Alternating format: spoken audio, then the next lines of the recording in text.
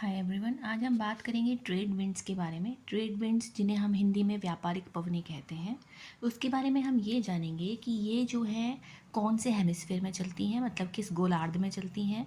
अगर ये नॉर्दर्न और सदर्न हेमिस्फेयर दोनों में चलती हैं तो क्या इसका डायरेक्शन है, क्या इसकी डिग्री है, ये जानेंगे।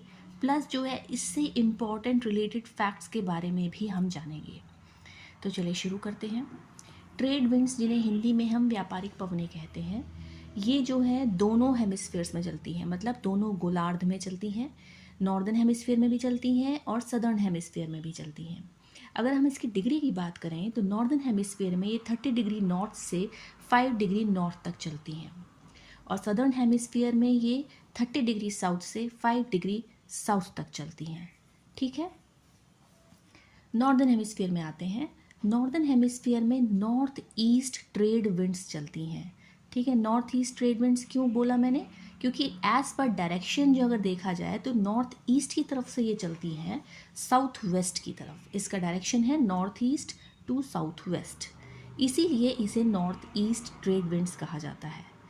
साथ में आप ये और ज़रूर जान लीजिए, ट्रेड विंड्स को ही हम ईस्टर्लीज विंड्स कहते हैं या ईस्टर्लीज कहते हैं। ठीक है, पूर्वी या पूर्व पवने मुझे हिंदी में एग्जैक्टली नहीं पता है, लेकिन ट्रेड विंड्स जो हैं आर ईस्टर्लीज। इतना ज़रूर याद रखिएगा, अगर कोई ईस्टर्लीज के बारे में बात कर रहा है तो इसका मतलब वो ट्रेड विंड्स के बारे में बात कर रहा है। ठीक है, सदर्न हेमिस्फीयर की अगर हम बात करें तो सदर्न हेमिस्फीयर का डायरेक्शन क्या है? सदर्न हेमिस्फीयर का डायरेक्शन है south east to north west, इसीलिए इसका जो है इसके डायरेक्शन के अकॉर्डिंग इसका नाम पड़ा है साउथ ईस्ट ट्रेड विंड्स। तो हमें दो ट्रेड विंड्स के बारे में जाना, एक नॉर्थ ईस्ट ट्रेड विंड्स और एक साउथ ईस्ट ट्रेड विंड्स।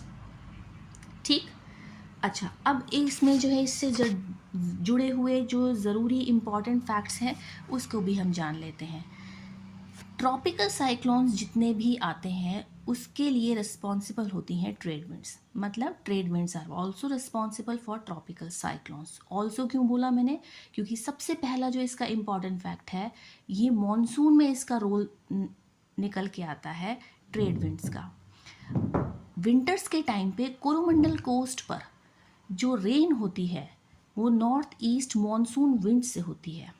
ठीक है, इसका मतलब ये है नॉर्थ ईस्ट ट्रेड विंड्स की वजह से जो है बारिश होती है कोरोमंडल कोस्ट पर, जो बे ऑफ बंगाल से होते हुए लैंड से होते हुए जो है ये आपका कोरोमंडल कोस्ट पर आता है ड्यूरिंग विंटर्स। ठीक, बात हो गई नॉर्थ ईस्ट ट्रेड विंड्स की। अब साउथ ईस्ट ट्रेड विंड्स की जो है इंपॉर्टेंट फैक्ट मैं आपको बता देती हूँ। साउथ ईस्ट ट्रेड विंड्स में क्या होता है, ये वो विंड्स हैं जो कि किसी भी कॉन्टिनेंट के ईस्टर्न साइड में बारिश लाती हैं। South east trade winds brings rain to the eastern side of the continents. और सहारा डेजर्ट तक पहुंचते पहुंचते अगर हम इंडिया की बात करें या फिर अगर हम जो है अफ्रीका की बात करें तो अफ्रीका में जो है 23.5 डिग्री साउथ से जो है साउथ ईस्ट ट्रेड विंड्स वहाँ से उठती हैं और ये जो है अफ्रीका से होते हुए सहारा डेजर्ट तक पहुँचती हैं और सहारा डेजर्ट तक पहुँचते पहुँचते वहाँ पे ड्राई हो जाती हैं और वहाँ पे फिर कोई रेन नहीं होती। लेकिन कॉन्टिनेंट्स के जो ईस्टर्न साइड्स हैं, अगर हम अफ्रीका कॉन्टिनेंट की बात करें जो इसका ईस्टर्न साइड है, वहाँ पे जितनी भी बारिश होती है वो बारिश होती है साउथ ईस्ट ट्रेड विंड्स की वजह से। ठीक, मैंने आपको इसका डायरेक्शन बता दिया, इसकी डिग्री बता दी, इसका जो है कौन से हेमिस्फेयर में चलते हैं ये बता दिया मैंने, प्लस इससे जुड़े हुए इम्पॉर्टेंट फैक्ट्स बता दिए।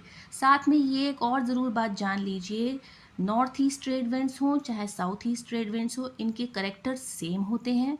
प्लस ये जो है आपके ITCZ जोन में नहीं चलती हैं, डोलड्रम में नहीं चलती हैं। जब मैं वेस्टर्लीज के बारे में जो वीडियो बनाऊंगी तब मैं आपको बताऊंगी कि ITCZ में एक्चुअल में जो है हवा जो है चलती भी है कि नहीं, और अगर चलती है तो किस टाइप की जो है वहाँ पे विंड्स चलती हैं। आई होप आपको क्लियर हो गया होगा ट्रेड विंड्स या ईस्टर्लीज के बारे में जो भी कन्फ्यूजन होगा। अगर नहीं हुआ है क्लियर तो आप प्लीज़ मुझे कमेंट करिए।